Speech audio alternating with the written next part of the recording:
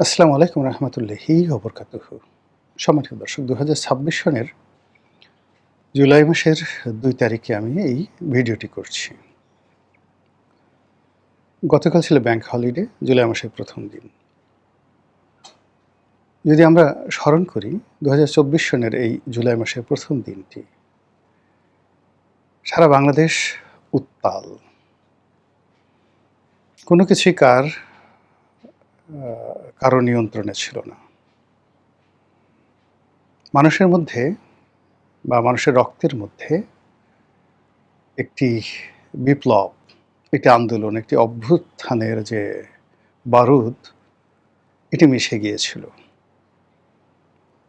যে রমণী কোনোদিন ঘর থেকে বের হয়নি, তিনিও এই সময়টাতে বের হয়ে গিয়েছিলেন। যে শিশু সারাদিন বসে শুধু কার্টুন দেখত, মিকি মাউস বা ধরুন টম অ্যান্ড জেরি, সেও জানালা দিয়ে উঁকি দিয়ে মিছিল দেখাকে মনে করত জীবনের সবচেয়ে বড় বিনোদন, প্রাপ্তি, আত্মতৃপ্তি। যে দুর্বল এবং ভীরু মানুষটি ঘর থেকে বের হতো, বাজারে যেত, মসজিদে যেত, আর মাথা নিচু করে ঘরে ঢুকত, সেও মসজিদ থেকে বের হয়ে বাজার থেকে আসার পথে দাঁড়িয়ে দাঁড়িয়ে ছাত্র জনতা যারা আন্দোলন করছে তাদের সেই দৃশ্য দেখত। জুলাইয়ের পরে কি হবে, শেখ হাসিনার পতনের পরে কি হবে, সারা বাংলাদেশ কোথায় কিভাবে যাবে, আমরা কেউ কল্পনা করিনি। আমরা শুধু চেয়েছি শেখ হাসিনার পতন হোক। ঠিক এরকম একটা প্রেক্ষাপটে জুলাই গেল, আগস্টের ৫ তারিখে আমরা একটা নতুন পরিবেশ পেলাম, নতুন পরিস্থিতি পেলাম। আমাদের অনেকের জন্য আনন্দ, কিন্তু বাংলাদেশের ৬ কোটি মানুষ যারা আওয়ামী লীগের সঙ্গে জড়িত ছিল সরাসরি, তাদের জীবনে রীতিমতো বীভৎস কালো রাত্রি চলে এলো। যেভাবে পাকিস্তান হানাদার বাহিনী ১৯৭১ সনের ২৫শে মার্চ তারিখে সমস্ত বাঙালির জীবনে এক দুর্বিষহ, ৭.৫ কোটি বাঙালির জীবনে এক দুর্বিষহ দুঃস্বপ্ন তৈরি করে ফেলেছিল।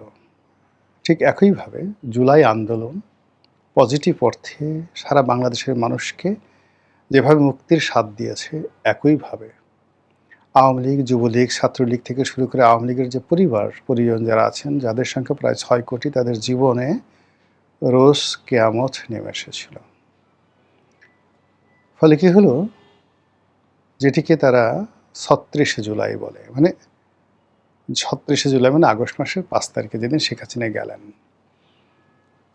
সেটিকে সবাই উদযাপন করেছে, সীমাহীন উদযাপন। মানে ৫ তারিখে ঢাকার যে উচ্ছ্বাস, আমি ১৯৭১ সন দেখিনি, কিন্তু আমি ৯০ দেখেছি, এরশাদের পতন দেখেছি। কিন্তু জুলাইতে শেখ হাসিনার পতনের পর যে পুরো ঢাকা শহর যে উন্মাদনা ছিল, যে আনন্দ ছিল, যে ফুর্তি ছিল, মনে হলো এত বড় চাঁদ আর মহাকাশে কখনো ওঠেনি, আর এত বড় আনন্দ, এত বড় ঈদ বাঙালির জীবনে আসেনি। কিন্তু এই ঘটনা ৪৮ ঘন্টার মধ্যে যখন মব তৈরি হলো, সারা বাংলাদেশে একটার পর একটা চাঞ্চল্যকর ঘটনা শুরু হয়ে গেল, এবং বিভিন্ন জায়গাতে গনিমতের মাল সংগ্রহ করার জন্য যেভাবে জুলুম অত্যাচার ছিল, মুহূর্তের মধ্যে যারা মানবতাবাদী, যাদের মনের মধ্যে একটু মানবতার জয়গান আছে, প্রায় সবাই হাহাকার করে উঠল যে এ কী হলো, এ কী হলো।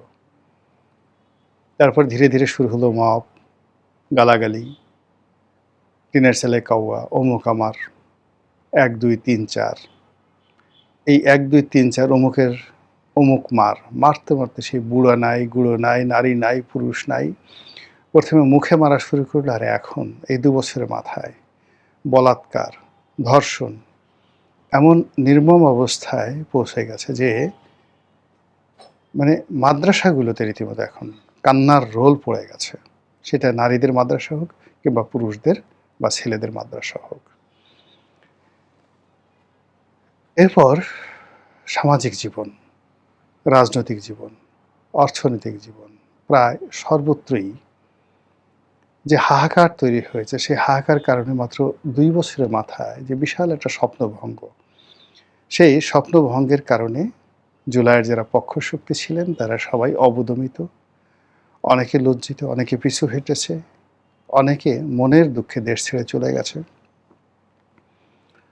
অনেকে পরিবর্তিত পরিস্থিতিতে যে স্বপ্ন দেখেছিল, সেই স্বপ্ন বাস্তবায়িত না হওয়ার কারণে যা কিছু শেষ সম্বল ছিল, সেটাও শেষ হয়ে গেছে।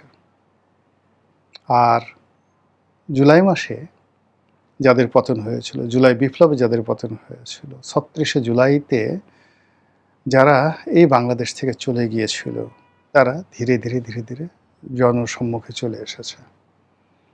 তারা মিছিল করছে প্রকাশ্যে, তারা বাংলাদেশে ঢুকে পড়ার হুমকি দিচ্ছে, ধামকি দিচ্ছে, এবং তাদের যে কোনো একটা প্ল্যান, একটা সাধারণ প্রোগ্রাম যে তারা ২৩শে জুন আওয়ামী লীগের প্রতিষ্ঠা বার্ষিকী পালিত হবে, এই প্রতিষ্ঠা বার্ষিকী মোকাবেলা করার জন্য সারা বাংলাদেশে সেনাবাহিনী ডিপ্লয় করতে হয়েছে। বোঝার চেষ্টা করুন যে জুলাই বিপ্লবের যাদেরকে পরাজিত শক্তি বলা হয়, তারা কি পরিমাণ সংগঠিত হয়েছে।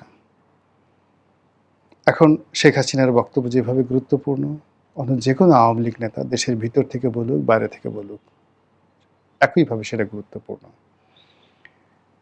এবং একই সঙ্গে যা হচ্ছে বাংলাদেশে, এ বাংলায় যা কিছু হচ্ছে, তাতে করে সবার নাক, কান, ৫টি ইন্দ্রিয় তারা খোলা রেখেছে। আওয়ামী লীগ কী করে, আওয়ামী লীগ কখন আসবে, আওয়ামী লীগ আসলে কী করতে চায়। জুলাই মাসটা আমাদের দেশে প্রাকৃতিকভাবে অভিশপ্ত একটি মাস। এই মাস ব্যক্তির জীবনে, সমাজের জীবনে, রাষ্ট্রের জীবনে হাজার বছরের ইতিহাসে বহু বিপর্যয় ঘটিয়েছে। কখনো প্রাকৃতিক বিপর্যয়, কখনো রাজনৈতিক বিপর্যয়, কখনো অর্থনৈতিক বিপর্যয়, কিংবা কখনো মানুষের যে পারস্পরিক দ্বন্দ্ব, সংঘাত, হানাহানি, মারামারি, একই জাস্ট কোনো কারণ নেই। এই জুলাই মাসে বাংলাদেশে বহু ঘটনা ঘটেছে।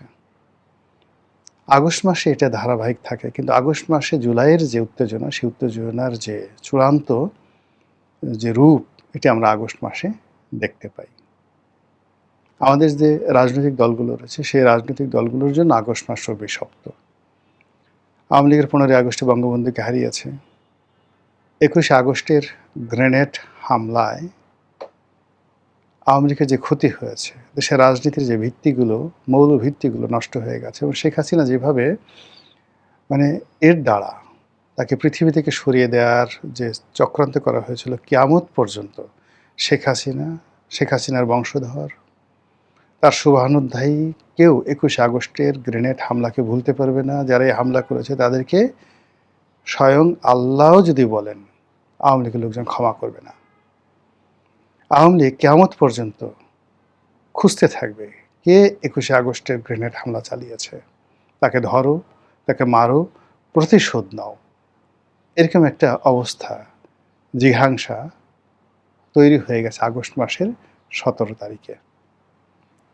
এই আগস্ট মাসের 21 তারিখে আওয়ামী লীগের জন্য, আবার এই আগস্ট মাসের 17 তারিখে 2005 সনে, পরপর 2004 সনে হলো 21শে আগস্টের গ্রেনেড হামলা, আর 2005 সনে 17ই আগস্ট সারা বাংলাদেশে একযোগে একই সঙ্গে জঙ্গিরা সমস্ত কোর্ট কাছারিগুলোতে, প্রত্যেকটা জেলা শহরের ডিস্ট্রিক্ট জজ আদালতে তারা বোমা হামলা চালালো, এবং সেই বোমা হামলায় একজন জজ মারা গেলেন। বহু ক্ষয়ক্ষতি হলো সারা পৃথিবীতে। বাংলাদেশের যে জঙ্গিবাদ, বাংলা ভাই, আব্দুর রহমান থেকে শুরু করে জামাত, এদের সবার বিরুদ্ধে একটা জনমত তৈরি হয়ে গেল সারা পৃথিবীতে। মার্কিন স্টেট ডিপার্টমেন্ট থেকে শুরু করে সব জায়গাতে এই জঙ্গিদের মদতদাতা হিসেবে বিএনপিকে ব্ল্যাকলিস্ট করা হলো, এবং বিএনপির শীর্ষ নেতৃত্বে যারা ছিলেন সবাই আমেরিকার খাতায় একজন দাগী মানুষ হিসেবে, কলঙ্কিত মানুষ হিসেবে সেখানে তাদেরকে লেখা হলো। এই গেল সেই অবস্থা। তো সেই যে ধারাবাহিকতা, সেই ধারাবাহিকতা বছর গেলে যখনই জুলাই আসে, যখনই আগস্ট আসে, সেই গত 17 বছর কিন্তু আওয়ামী লীগ কেঁদেছে। আর সেই কান্নাটি আবার 2024 সালের আগস্ট মাসের 5 তারিখে তাদেরকে একেবারে মাটির সঙ্গে মিশিয়ে দিয়েছে। এখন প্রশ্ন হলো যে এত বড় একটা বিপ্লব, এত বড় একটা অন্যায়, এত সুদীর্ঘকালের শাসন, যেটিকে এখন ফ্যাসিবাদী শাসন বলা হচ্ছে, এরপরে আওয়ামী লীগের তো অস্তিত্ব থাকার কথা নয়, আওয়ামী লীগের নাম নেওয়ার মতো কিন্তু মানুষ বাংলাদেশে থাকার কথা না। কিন্তু কেন আবার আওয়ামী লীগ তার স্বরূপে ফিরে আসার চেষ্টা করছে? কেন আওয়ামী লীগ ভয় দেখাচ্ছে? কেন আওয়ামী লীগকে আমরা ভয় পাচ্ছি? কেন আওয়ামী লীগ নিয়ে আলোচনা করছি? কেন কেন কেন? পাগলের মতো শুধু এই প্রশ্নগুলো। আমাদের যেভাবে প্রশ্ন আছে, দ্বিতীয় যে স্তর সেটি হলো আওয়ামী লীগ কি এই জুলাই আগস্ট মাসে বসে থাকবে? হয়তো বসে থাকবে, হয়তো নাকে তেল দিয়ে ঘুমাবে, হয়তো যে যার অবস্থানে থেকে পোলাও কুরমা কালিয়া কোপ্তা খাবে, কেউ হয়তো আহাজারি করবে, ডাজ নট ম্যাটার, আমরা কিচ্ছু জানি। কিন্তু আমাদের আতঙ্ক যে সুসংগঠিত আওয়ামী লীগ তার রাজনৈতিক ক্ষমতা, তার শক্তি, তার অর্থ, তার বিত্ত এবং সর্বোপরি ভারতের ইসরায়েলের মোসাদ, সিআইএ এবং তাদের অন্য যে সকল সাহায্যকারী শক্তি রয়েছে, অক্সিলারি ফোর্স রয়েছে, তাদের মাধ্যমে বাংলাদেশে নাশকতা চালানোর চেষ্টা করবে, সরকারকে ভয় দেখানোর চেষ্টা করবে, আওয়ামী লীগের আধিপত্য বিস্তার করার চেষ্টা করবে এবং যে কোনো একটা কর্ম ঘটিয়ে তারা সরকারকে বিশ্ববাসীর কাছে বিব্রত করবে। এখন বাংলাদেশে যা কিছু হচ্ছে নেতিবাচক প্রায় সব কিছুর জন্যই সকল পক্ষ আওয়ামী লীগকে দায়ী করছে। সাদা পতাকা সারা বাংলাদেশে টানানো হচ্ছে, সবাই বলছে এটা রয়ের একটা মাস্টার প্ল্যান। এটা আওয়ামী লীগ এই কাজগুলো করছে মূলত ধর্মকে ব্যবহার করে, জামাতকে এবং অন্যান্য ইসলামী যে দলগুলো আছে তাদেরকে পশ্চিমের কাছে হেয় করার জন্য। আওয়ামী লীগের যে রাজনৈতিক কৌশল এবং তাদের যে বুদ্ধিমত্তা, তারা এই কাজ করতে পারে, আবার নাও করতে পারে, কিন্তু ঘটনাগুলো ঘটছে এবং এই পতাকা টানানোর ফলে আমাদের সমস্যা হচ্ছে। এরপর শেখ হাসিনা আসবে কি আসবেন না উই ডোন্ট নো, কিন্তু সে যেভাবে লিখিতভাবে বিশ্বের সমস্ত পত্রপত্রিকাকে লিখেছে বা জানিয়েছে যে 2026 সনের মধ্যেই সে বাংলাদেশে আসবে, তার মাথার উপর মৃত্যুদণ্ডের রায়, তাকে আসলেই জেলে যেতে হবে এবং সে যদি পুরো পরিস্থিতি রাজনৈতিকভাবে মোকাবেলা করতে না পারে, তাকে কাদের মোল্লাকে যেভাবে ফাঁসিতে সে টানিয়েছে, যেভাবে মীর কাসিমকে টানিয়েছে, বাংলাদেশের একজন মহিলা প্রধানমন্ত্রী, তাকে প্রথম ফাঁসির কাস্টে চলতে হবে। এটি লিখিত আছে, 100% গ্যারান্টি দেওয়া যাবে না যে এখান থেকে 1% গ্যারান্টি দেওয়া যাবে না তিনি রক্ষা পাবেন, কিন্তু 100% গ্যারান্টি দেওয়া যাবে যে তিনি বাংলাদেশে আসলে এরকম একটা জালের মধ্যে পড়বেন। সেই ঝুঁকি তিনি জানেন, তারপর তিনি আসতে চাচ্ছেন। তার মরণের কেন এত স্বাদ, কেন ফাঁসিতে ঝুলার তার এত আগ্রহ? তিনি কি ক্ষুদিরাম হতে চাচ্ছেন, নাকি মাস্টারদার সূর্য সেন হতে চাচ্ছেন, নাকি ইতিহাসে সে সকল ঘৃণিত ব্যক্তি হতে চাচ্ছেন যাদেরকে ফাঁসিতে টানিয়ে মেরে পুরো জাতি উল্লাস করেছিল?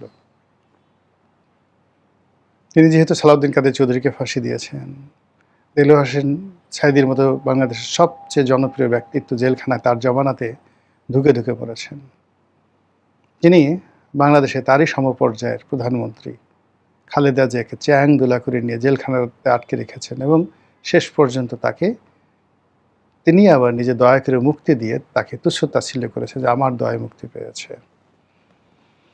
তো সেই তিনি বাংলাদেশে আসছেন, বুঝে আসছেন, অবশ্যই না বুঝে আসার কোনো কারণ নেই।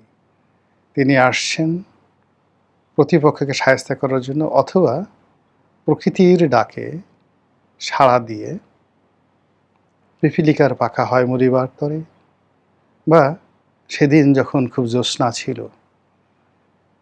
সকলে সকল রকম চিন্তা করিল কিন্তু গণেশের স্বাদ জাগিল, এরকম জ্যোৎস্না যদি সে আর জীবনে না পায়, এই জন্য এই জ্যোৎস্না দেখে সে মরে যেতে চাইল। এরকম অনেক জ্যোৎস্না নিয়ে বহু মানুষের মৃত্যুর স্বাদ জেগেছে, অতি আনন্দে মানুষ মরতে চায়। তো শেখ হাসিনা কি সেইভাবে মরতে চাচ্ছে? আর সে বাংলাদেশে এলে কী হবে না হবে, এটা নিয়ে এখন চুলচেরা বিশ্লেষণ হচ্ছে। এবং পুরো ঘটনা অর্থাৎ এই যে শেখ হাসিনা আসবে কি আসবেন না, এবং তার যদি তিনি আসেন তা অবশ্যই ডিসেম্বর ডেডলাইন, আর ডিসেম্বর যদি ডেডলাইন হয় তার টোটাল যে স্লট এবং প্লট সেটা 2026 সনের জুলাই এবং আগস্ট মাস। ফলে এই জুলাই এবং আগস্ট মাস আওয়ামী লীগ যে কী করবে, তাদের সঙ্গে মিশে, দিল্লি মিশে, অন্যান্য দেশি বিদেশি চক্র, দেশের মধ্যে তাদের প্রচুর চক্র রয়েছে, তারা সবাই মিলে আসলে যে কী করবে, এটি অবশ্যই আমাদেরকে গুরুত্ব সহকারে ভাবতে হবে, যার যার অবস্থান থেকে সতর্ক থাকতে হবে। এর কারণ হলো পুরো সমাজ ট্রাম্বলিং ইন ফিয়ার, ভয়ে কাঁপছি, অস্থিরতায়, অনিশ্চয়তায়। এই অস্থিরতা এবং অনিশ্চয়তায় সারা দেশে তোলপাড় চলছে। কাজেই anything might happen at any time. মহান আল্লাহ আমাদের সবাইকে হেদায়েত দান করুন এবং হেফাজত করুন। আসসালামু আলাইকুম ওয়া রাহমাতুল্লাহি ওয়া বারাকাতুহু।